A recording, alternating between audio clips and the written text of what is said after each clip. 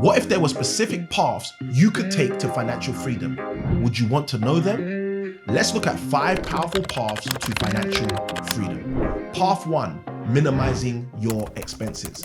This is how I started my financial freedom journey. I was reading books like The Total Money Makeover by Dave Ramsey and attempting to basically live on bread and baked beans. Now, if you don't figure things out and if you don't live as long as you plan to, you end up missing out on opportunities and experiences. Now, this path takes the least training and education as you don't need to learn anything new.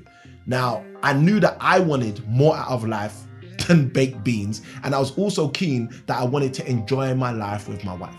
Path 2, multiply your earnings. So in roughly 2015, my wife said to me, babes, rather than us making all these student loan overpayments of £500 each month, why don't we just make more money?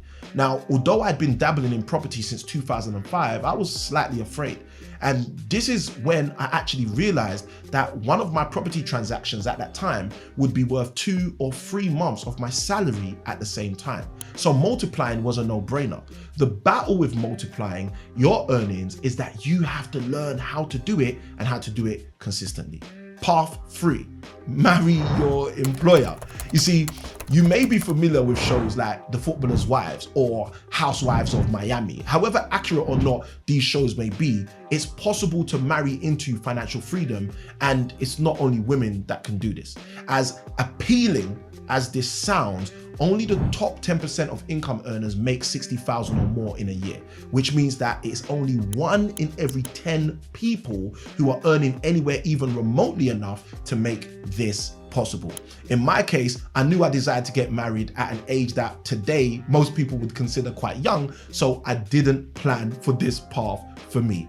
Do you think this is a good path to financial freedom? Let me know in the comments below.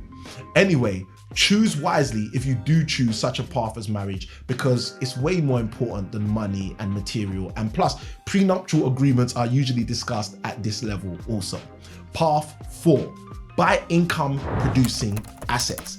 My first experience with this was buying a stock in a company many years ago. I had no idea what I was doing. I literally prayed about it and bought the stock that I was led to. Now, doing this consistently can rapidly change a person's life. They don't teach investing in schools, and learning this from someone who is actually good should cost you handsomely. But the great thing is it typically pays back and beyond exponentially. Path 5, controlling income producing assets. As old as the 4th path, controlling assets allows you to generate an income without the ownership. Now, I didn't say without the responsibility, as this is typically what you're actually being paid for.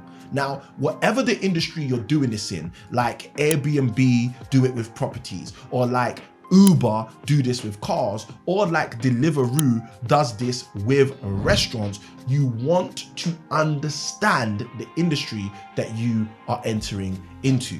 You see, when I realized that some of the fastest growing businesses were leveraging this particular path to make mountains of wealth, and I'm talking in the region of billions and trillions, it surprised me that more individuals and smaller companies were not doing this particular path.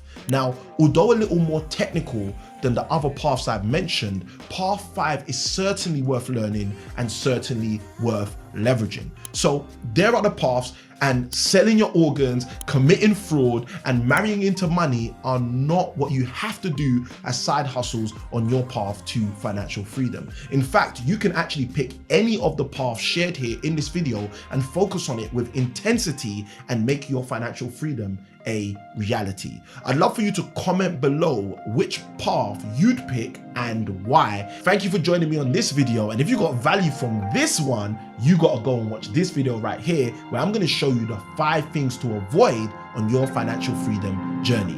And I'll see you on the next one.